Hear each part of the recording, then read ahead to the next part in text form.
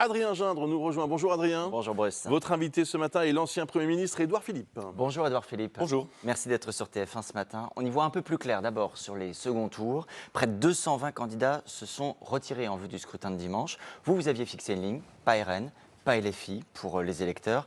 Et pourtant, dans votre parti, Horizon, certains de vos candidats ont fait le choix, pour faire barrage au RN, de se retirer, quitte à favoriser l'élection d'un député LFI. C'est le cas en Seine-Maritime ou dans l'Hérault, par exemple. Est-ce que vous regrettez ces retraits susceptibles de favoriser LFI? Non, non, pas du tout. Moi, j'ai essayé d'avoir... j'ai eu une ligne qui est claire, qui ne plaît pas à tout le monde, mais qui est la mienne, qui est celle de mon parti, de dire qu'il faut faire le barrage au Rassemblement national et que je ne veux pas voter pour LFI. Je reviendrai dessus, si vous voulez, pour expliquer. Mais dans ces circonscriptions-là, il faudra bien voter LFI. Dans un certain nombre de circonscriptions, il y a des candidats Horizon qui ont choisi de se désister. Pas tous, mais certains. Moi, je ne suis pas là pour présider un parti en mettant un pistolet sur la tempe d'élus locaux qui sont investis et qui ont fait leur choix en l'assumant. Donc c'est leur choix, mais pas le vôtre. Ma ligne est claire et ils l'ont fait en général en bonne intelligence avec moi et ils l'assument. Je ne crois pas qu'ils aient appelé à voter pour tel ou tel. S'ils l'ont fait, c'est leur responsabilité. C'est une nuance importante, pardon, c'est une nuance importante. C'est-à-dire qu'il y a désistement, mais dans ces circonscriptions, il n'y a pas d'appel à voter pour le candidat qui est face au RN. Je voudrais dire les choses clairement. Parce que parfois, on synthétise la position que j'ai développée dimanche soir en disant ni RN ni LFI. C'est vrai, mais pourquoi ? Parce que je pense qu'il faut faire le barrage au Rassemblement national. Et j'ai dit que tous les candidats qui s'inscrivaient dans un arc qui va de la droite républicaine, y compris jusqu'aux communistes, et Dieu sait que j'ai des désaccords massifs et documentés avec les communistes ou les écologistes, il fallait faire barrage au Rassemblement national. Je l'assume. Dimanche, je vote dans la 8e circonscription de Seine-Maritime, au Havre. Je voterai pour un candidat communiste. Je ne le fais pas de gaieté de cœur. Je ne le fais pas par accord avec lui. Je ne le fais pas parce que je soutiens politiquement ses positions. C'est mon adversaire. Il a essayé de me battre aux dernières municipales. Je le fais parce que je préfère un élu que je connais, avec qui je travaille dans l'intérêt du Havre, même avec des différences, et qui me paraît relever d'une exigence démocratique que je partage, que le Rassemblement national. Mais je ne formule pas cette position avec la France Insoumise, parce que j'ai vu le parti de Jean-Luc Mélenchon ces 2 dernières années. Mais ça fait dire quand même, Édouard Philippe, pardon, ça fait dire à Jordan Bardella, c'est un Figaro, le vrai Front républicain, c'est nous, pas cette alliance des contraires des extrêmes. Monsieur Gindre, je vais aller jusqu'au bout. J'ai vu, dans les 2 dernières années, le parti de Jean-Luc Mélenchon devenir un parti qui s'accommodait de propos antisémites. J'ai vu un parti qui organisait, si j'ose dire, le désordre à l'Assemblée nationale, la brutalisation de la vie publique.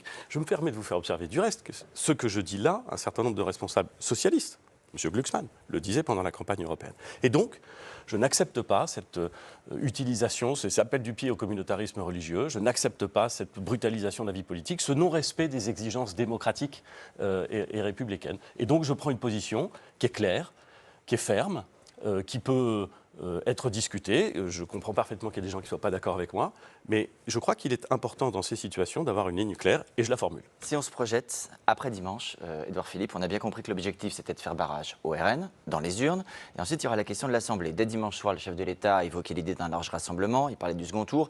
Gabriel Attal, sur le plateau de TF1 lundi, évoque une assemblée plurielle. Est-ce que vous seriez prêt à ce que cette assemblée plurielle, elle débouche sur une grande coalition, y compris jusqu'aux communistes dont vous parliez à l'instant, et jusqu'aux républicains sur votre droite avec vous?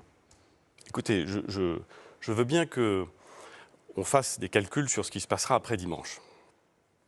Je me permets de dire que faire des calculs sur ce qui se passe après une élection, c'est toujours prendre le risque d'être surpris par les résultats de cette élection. Et donc on verra ce qui sort des urnes dimanche. On verra quelle sera la majorité, s'il y en a une. On verra quelles sont les consultations. Je peux vous dire, pour ma part, 2 choses. La première, c'est que j'ai dit avant le premier tour que j'étais ouvert et que je militais pour une nouvelle majorité parlementaire qui pourrait, le cas échéant, aller de la droite conservatrice jusqu'aux sociaux-démocrates. Aux sociaux-démocrates. C'est-à-dire, ça s'arrête où en termes de parti? Aux sociaux-démocrates. Donc, socialistes. Je ne crois pas que les communistes soient sociaux-démocrates. Socialistes, écologistes, oui. Sociaux-démocrates. J'y suis prêt. C'est ce que je disais avant le premier tour de l'élection législative. Et j'observe que certains ne le disaient pas.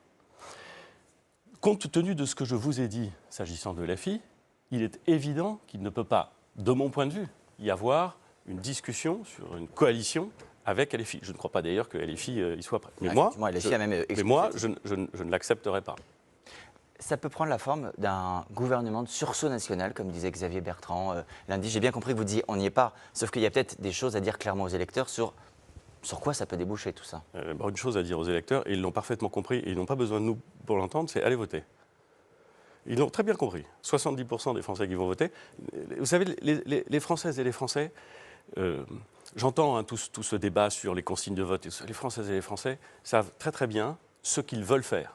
Ils sont parfois désarçonnés par la vie politique, ils sont parfois surpris par les positions d'un certain nombre de responsables politiques, mais ils savent très bien ce qu'ils veulent faire. Donc, ils vont aller voter. Et il est important qu'ils se déplacent en masse aux urnes pour exprimer leur choix lors de ce second tour. Mais pour convaincre ces électeurs d'aller voter, il y a la question de comment on s'y prend. Gabriel Attal, j'y reviens, le Premier ministre, a par exemple déjà annoncé la suspension de la réforme de l'assurance chômage en disant on ne peut pas demander à des électeurs de gauche de venir voter pour nous sans donner des gages. Bruno Le Maire, ministre de l'économie, lui s'est déjà dit très circonspect. Est-ce que vous dites il faut le faire, il faut suspendre cette réforme de l'assurance chômage pour convaincre ces électeurs de gauche qu'on est prêt à faire un pas vers eux? Mais je trouve que j'ai constaté qu'en effet Gabriel Attal formulait cette proposition. Il ne l'avait pas évoqué avec d'autres responsables de feu la majorité présidentielle. Vous n'étiez pas informé? Non, mais bon, ce n'est pas la seule chose dont je n'étais pas informé.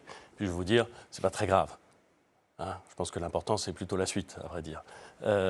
Néanmoins, je ne voudrais pas qu'on ait des marchandages avant. Moi, j'ai dit dès le début, je suis prêt à discuter d'une coalition. Je pense, et je l'ai dit d'ailleurs en 22, après les élections législatives, que nous aurions dû en 22 créer les conditions d'une coalition. Et donc pas comme ça, pas maintenant. Mais le faire avec des initiatives qui sont, me semble-t-il, individuelles, qui n'ont pas été discutées avec d'autres membres de ce qui pourrait être une coalition, c'est quand même engager curieusement les choses. Vous avez dit aussi, tout est à reconstruire du côté de la droite et du centre. C'est vrai. Et j'y suis prêt. De quelle manière? À quelle place? Qu'est-ce que vous pouvez ou allez faire? Je constate que tout est à reconstruire. J'ai dit quoi? J'ai dit que les résultats du premier tour de l'élection législative mettaient un terme à l'organisation politique telle qu'elle avait résulté de l'élection du président de la République en 2017. C'est un fait. Bon. Donc il faut en tirer les conséquences. Et il me semble que du côté de la droite et du centre, il y a tout à reconstruire. Il y a des compétences, il y a des talents, il y a des idées, mais il y a un travail d'écoute des Françaises et des Français, il y a un travail de réflexion sur la stratégie qu'il faut présenter au pays, il y a un travail d'organisation des forces politiques, il y a tout à faire. Et il faut le faire. Donc ça veut dire nouveau parti, nouveau groupe à l'Assemblée. Et je le ferai après l'élection du second tour, parce que c'est ça qu'il faut préparer et proposer au pays. Ce que vous nous dites, pour être sûr d'avoir bien compris, c'est aussi le macronisme, c'est fini. Je ne sais pas ce que je dis. Quand vous dites le paysage politique depuis 2017, c'était quand même le macronisme central. Pardon, mais je ne résume pas le paysage politique depuis 2017 à votre expression, le macronisme. Voilà. Depuis 2017, il y a eu en effet une recomposition politique. Elle a concerné le président de la République, elle a concerné d'autres forces politiques. Bon. Cette organisation, le président de la République, en prononçant la dissolution, a décidé d'y mettre un terme. C'est pas moi qui l'ai fait. C'est lui, il a décidé, il a mis un terme, il n'y a plus de majorité présidentielle. C'est un fait. Et il n'y a plus non plus de chef de la majorité. Et c'est un fait politique. Bon, il y a un Premier ministre qui a mené campagne, c'était parfaitement son rôle, et il l'a fait avec énergie, très bien. On a bien compris d'ailleurs que vous avez en quelque sorte rompu avec le président de la République. Vous êtes reparlé d'ailleurs depuis ces derniers jours, où il n'y a plus de contact en fait, parce que vous avez pris totalement votre indépendance? Il n'y a jamais eu beaucoup de contacts, pour tout vous dire, ni avant ni depuis la dissolution. Il y a des conversations où j'ai toujours été loyal avec le président, mais il y a peu de contacts. Et c'est pas grave, le président de la République est occupé. Bon. Donc vous lui demandez par exemple de s'effacer après le deuxième tour?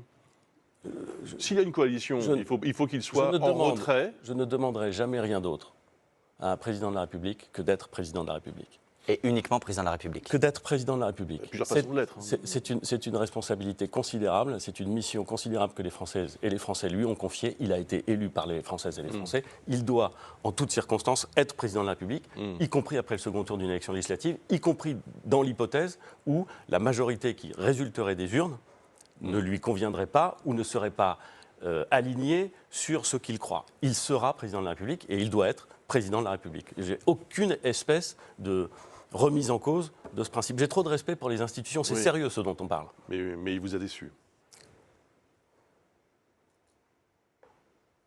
Pardon? Il vous a déçu.